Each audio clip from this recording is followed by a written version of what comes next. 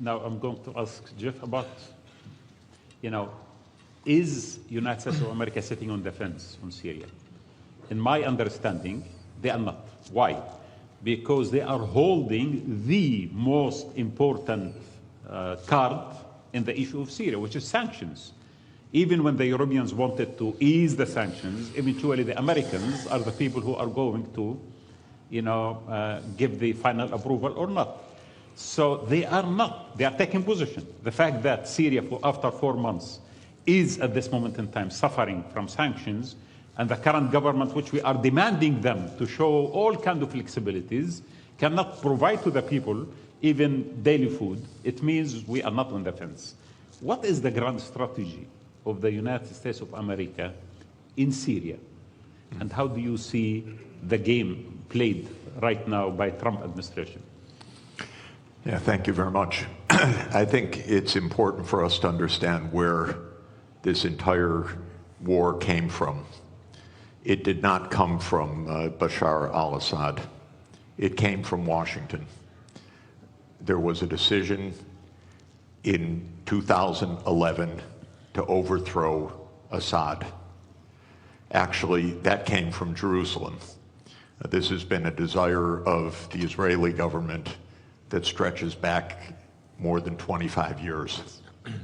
Netanyahu's idea is make the Middle East in Israel's image, overthrow every government that opposes Israel. He's had a friend in that, and that is the CIA and the United States government.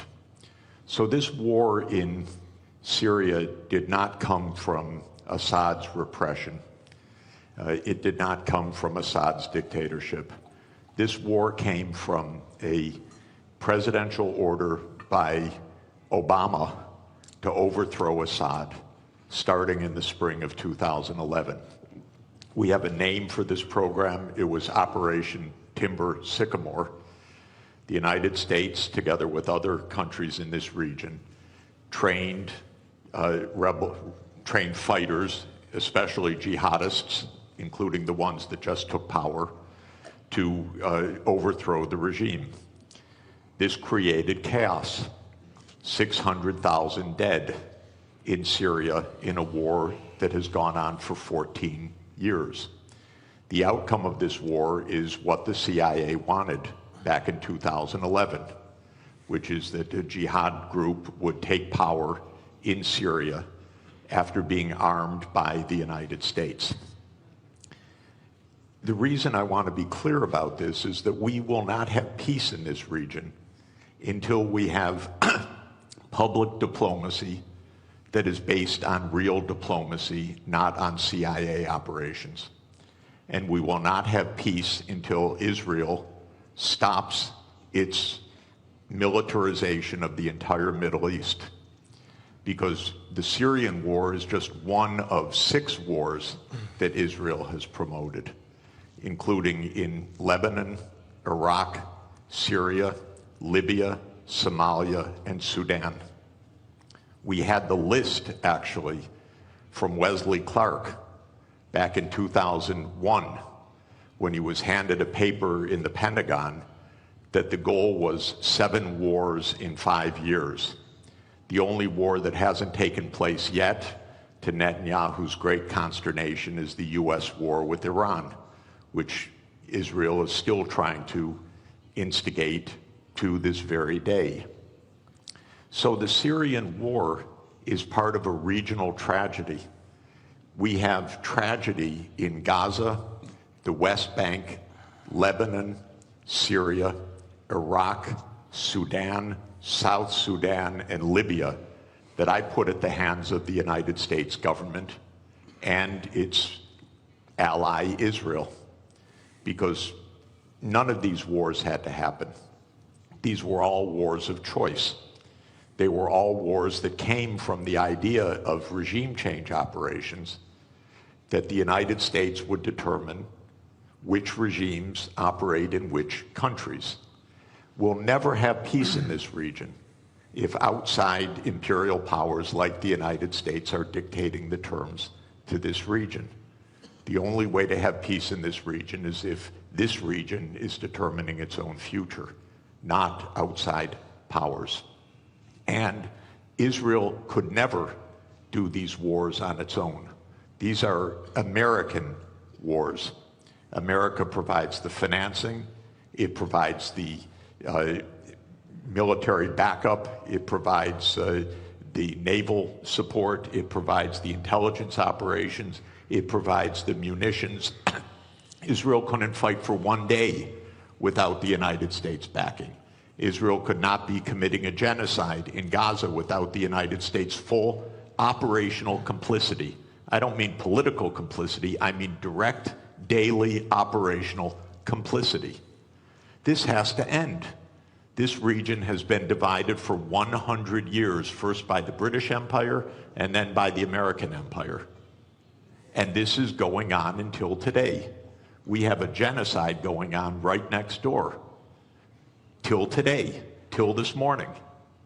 People being wantonly killed, brazenly killed, because the United States is providing the means for this. So this is what's happening in Syria. Is the U.S. on the fence? Hardly. It's the major actor. I know, by the way, I know firsthand that in 2012, UN Secretary General Ban Ki-moon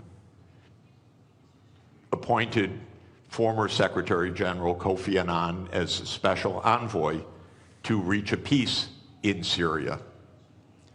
I loved Kofi Annan. I love Ban Ki-moon. I worked for both of them.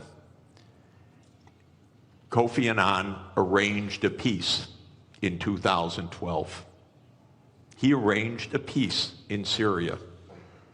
You know why it didn't happen? Because all the parties agreed to peace except one. Literally one. That was the United States of America. The United States of America said there will be no peace unless Bashar al-Assad goes the first day. The other parties said, no, you can't just determine that. Maybe there'll be a process, maybe there'll be elections agreed, maybe there'll be a 2-year process, a 3-year process. The United States said no. Assad must go the first day of any agreement or we block it. And so Kofi Annan stepped down from his position after having negotiated a peace arrangement, and we have had 500,000 people dead since then. We should not allow this kind of criminality to be normal. This region has been at war nonstop for 30 years, actually I would say for at least 57 years, since the Six-Day War, because there has been no honest accounting of international law, no honest diplomacy. It's been militarization all the way through. And we could have peace immediately in this region. All that is required, in my view, is the United States change its veto of Palestine as the 194th UN member state, because on that basis, all the region would normalize relations and the wars all across this region would stop. But Israel has had control over U.S. policy, and it says no. It wants greater Israel. It wants Israel in Syria. It wants Israel in Lebanon. It wants Israel in the West Bank.